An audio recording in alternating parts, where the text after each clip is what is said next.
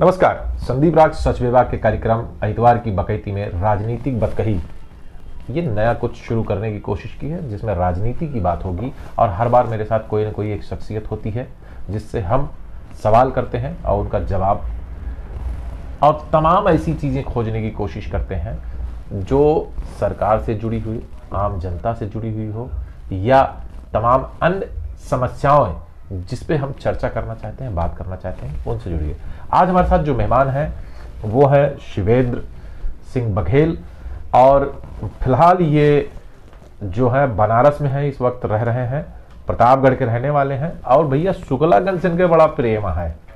ये हमारा मैं ढेर रोज रहा है, इनके फेसबुक अगर देखा जाए तो शुक्लागंज की मोहब्बत एकदम से उभर के सामने आ जाता है। तो पहला सवाल शिवेंद्र भाई, ये शुक्लागंज का इश्क जो है ये आप में कब से उत्पन्न हुआ और इतना ज्यादा कहाँ है भैया?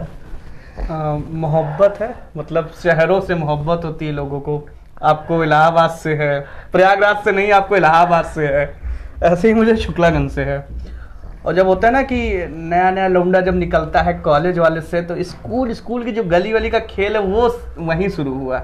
वो पहला इश्क देखना, पहली मोहब्बत देखना, ये वहीं से शुरुआत है। तो इश्क है शुक्लागंज से। और शुक्लागंज वाले उल्टा प्यार करते हैं, ये बड़ा अच्छा है कि वो मुझे उतना प्यार देते हैं जितना मैं उनको देता हूँ, उससे 10 गुना ज़्यादा लौटा देते हैं। तो मतलब एक ये होता है ना कि आपने कब सीखा, तो मैंने शुक्लागंज से ही सब कुछ सीखा। और शहर गंगा का किनारा है और गंगा का छोर है। माँ गंगा चाहती कि ऐसे ही बसे रहें, तो बनारस तक लेकर आएंगे माँ गंगा। अब देखते हैं आगे कहाँ जाते हैं। तो मतलब भैया ये कहा जा सकता है कि बचपन का प्यार है इनका, बचपन वाला प्यार हो गया। तो ये जो है तो यही हमारा वो ये भुला ना पावा था, क्योंकि जानता है कि बचपन में जौन प्यार हो तो हमारा बड़ा मोहब्बत चौकरा था बहुत जोर से। तो खैर फिलहाल अच्छी बात है। अच्छा, आज की जो मौजूदा राजनीति है, जिस तरीके से लोग आज की राजनीति कर रहे हैं और राजनीति में जिस तरीके की चीजें ला रहे हैं, आपको क्या लगता है कि ये राजनीति सही है? दिलचस्प है। क्यों? क्योंकि युवा इसमें प्रतिभाग कर रहे हैं। युवाओं की तरफ राजनीति गई है। अभी तक क्या होता था, पहले सिर्फ युवाओं का नाम हुआ करता था कि 40-45 साल के लोगों को युवा कहा जाता था, लेकिन अब सच में राजनीति वहां तक पहुंची है जिनको 20-25 साल में युवा राजनीति के तौर पर जाना जाता है। लेकिन उससे बड़ी बात क्या है? उससे बड़ी बात यह है कि जो अब राजनीति हो रही है वो विद्वेष की राजनीति हो रही है। मन बढ़ंत, जिसे मन बढ़ंत कहते हैं ना, कि आपका मन बढ़ गया, हमारा मन बढ़ गया। तो आपके मन में जो कुछ आया आपने कह दिया, हमारे मन में जो कुछ आ रहा है वो हम कह दे रहे हैं। एक आपसी जो विद्वेष है ना, वो उत्पन्न हो रहा है हमारे और आपके बीच में। ये राजनीति अब ठीक नहीं है, क्योंकि आपस की लड़ाई जो है, पार्टियों की तो नहीं पता है, लेकिन पार्टियों के चक्कर में आपसी लड़ाई जो है, मतलब कुल मिला के ये कह सकते हैं आप कि लोग अब राजनीति कम कर रहे हैं और अपनी व्यक्तिगत भड़ास ज्यादा निकालने की कोशिश कर रहे हैं। ये एक मौका मिल जा रहा है, एक सोशल मीडिया का बड़ा अच्छा मौका मिल गया लोगों को। तब कुछ नहीं होता तो आदमी सोशल मीडिया पे एक दूसरे को शुरू हो जाता है। और जब सोशल मीडिया की आपने बात कर दी, फेसबुक को जुकरबर्ग ने मेटा बना दिया और अपने यह मेटा कहा थे जो मटिया को बनाया जाता है। तो मतलब अब कहा कि मेटा मतलब कूड़ा कचरा जब डरता रहे, अब और कूड़ा कचरा हमें डाला मेटा। मतलब कुल मिला के हम लोग ने एक और शब्द होता मटिया मेट कहते हैं। तो आप पता नहीं आगे मेट हुई है कि ना हुई है, तो मटिया मेट वाला खेला है मेटा।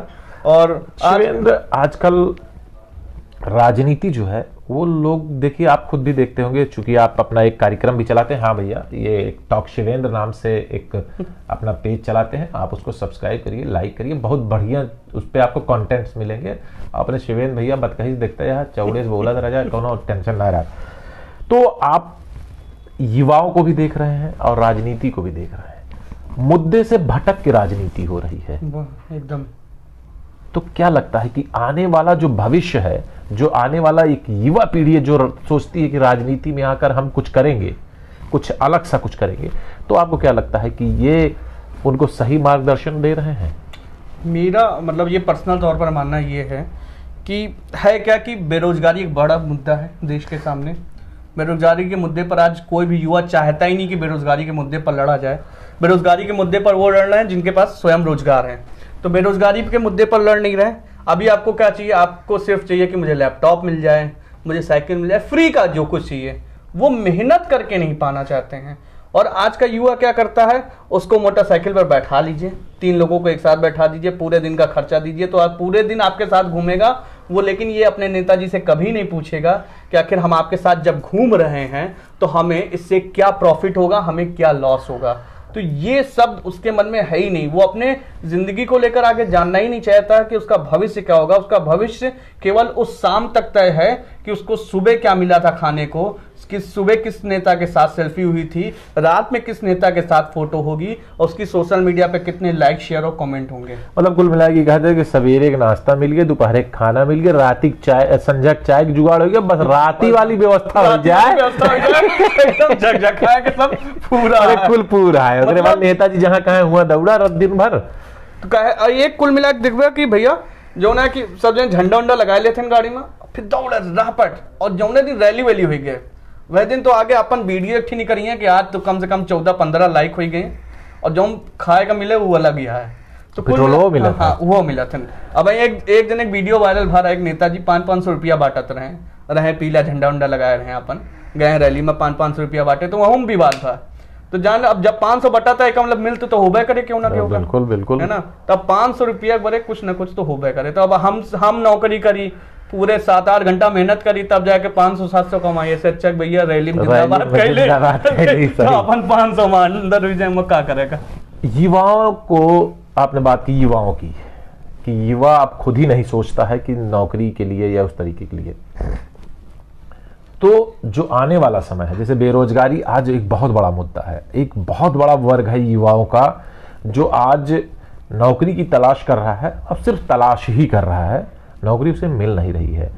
तो कहीं ना कहीं ये राजनीतिक नुकसान भी है कि राजनीति की तरफ से, माने सरकारों की तरफ से भी इस तरीके की चीजें हो रही हैं, और खुद युवा भी वही कि मतलब बेरोजगारी भत्ता मिल गया, गाड़ी में पेट्रोल मिल गया, मोबाइल रिचार्ज हो गया, पान गुटखा सुपारी की व्यवस्था हो गई। तो मतलब क्या युवाओं को भी अब इस सब चीजों से कोई मतलब नहीं रह गया, बस वो भी अब धर्म के नाम पे, जात के नाम पे और अपनी पार्टी और व्यक्ति विशेष के नाम पे मतदान करने लगे हैं और उसी तरफ रुझान उनका होने लगा है।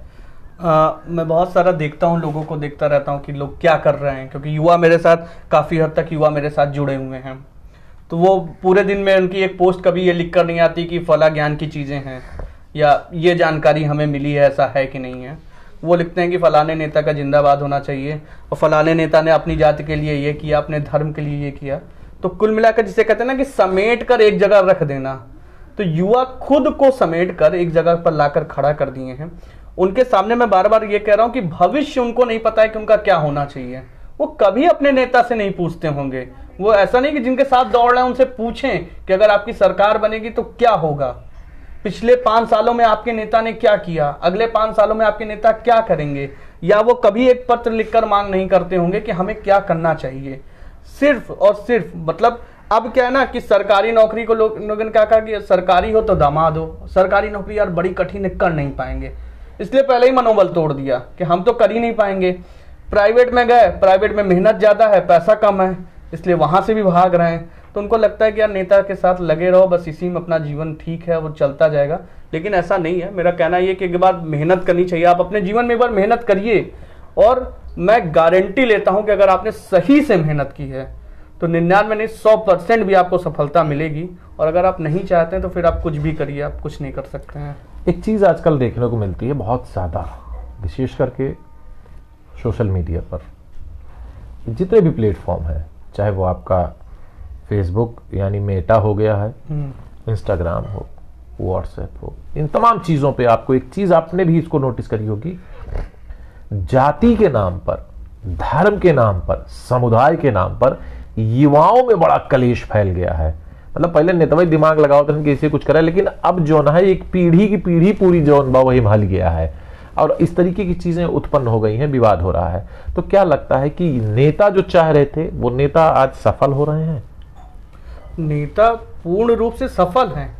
क्यों? क्योंकि जब आप हम उम्र के साथ बैठते हैं, मान लीजिए आप हमारे हम उम्र हैं और आप बैठ रहे हो कि यार देखो फलानी जाति के लिए उस नेता ने तो कर दिया और ढमाके जाति के लिए तो नहीं किया, तो हमको समझ में आया कि देखिए ये बात तो इन्होंने एकदम सही कर दी है कि अगर इनके लिए हुआ तो हमारे लिए क्यों नहीं हुआ। इसका मतलब ये इंसान बहुत गड़बड़ है। तो कैसे कुल मिलाकर ही क्यों फलाने आदमी ने, देखिए फलाने धर्म के लोग हैं जो है वो बड़े उत्पात मचाते हैं, और हम लोगों को तो भैया शांत रहना पड़ता है, हमारी सरकार नहीं है। तो हो क्या रहा है, नेता जो शुरुआत से चाह रहे थे, जिन जिन मुद्दों पर वो चलना चाह रहे थे, वो देश के मुद्दों से हटकर एकदम, जिसे कहते हैं ना कि देश के मुद्दों से कोई मतलब ही नहीं है। उनको रोजगार से मतलब नहीं है, महंगाई से मतलब नहीं है, देश में और भी कैसे विकास हो सकते हैं, विकास के मुद्दों से मतलब नहीं है, शहरों से मतलब नहीं है, उनको धर्म और जाति से मतलब था।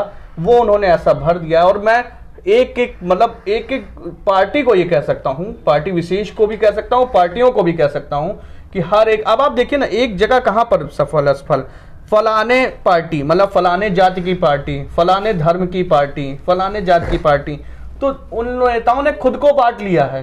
और वो कहते हैं कि देखिए हम आपके मसीहा हैं, हम आपके ईश्वर हो गए, हमें पूजा करिए, हमें आप पूजा करिए, आइए हमारे सामने दिया बत्ती करिए। और हमको लगता है कि यार ये हमारा मसीहा है, अब हमको इसके साथ चल देना चाहिए। हम ये नहीं समझते कि कौन व्यक्ति सही है कौन गलत है, हम ये देखते हैं कौन हमारी जाति का है, कौन हमारे धर्म का है।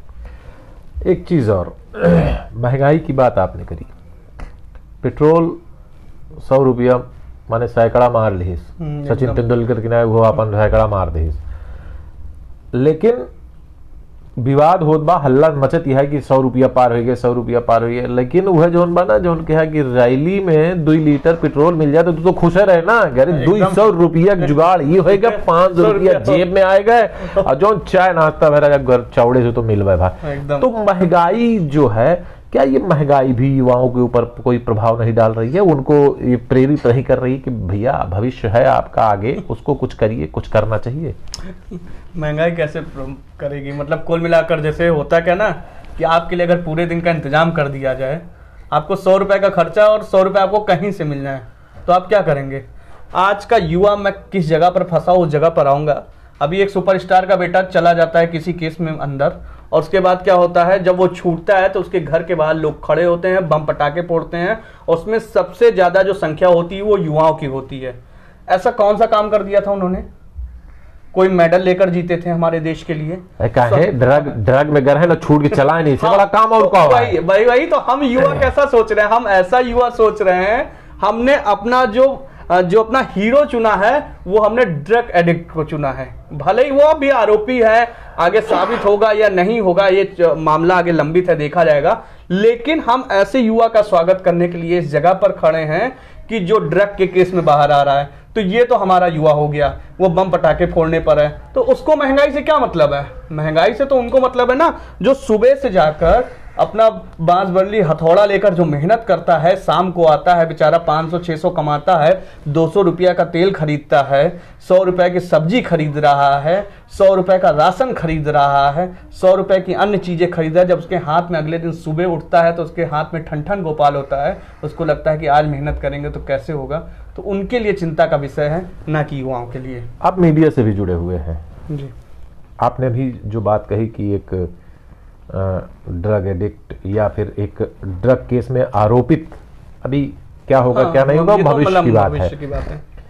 लेकिन उसको मीडिया ने भी, आप मीडिया से जुड़े इसलिए आपसे सवाल पूछ रहा हूं कि उसको मीडिया ने भी एकदम हवा बना दिया, तोप बना दिया। मतलब वो जेल से छूटा, वहां से लाइव लेके घर तक लाइव जा रहे हैं कि अब छींकिस कि नकुरी बह गए, कि खांसी आए गए, कि जौन बाबू राती कटहरे तरकारी खाए रहा है, नेनुआ तरकारी खाए। मतलब क्या मीडिया के पास और कुछ नहीं है? सिर्फ ये टीआरपी के लिए कुछ भी किसी भी हद तक जा रही है।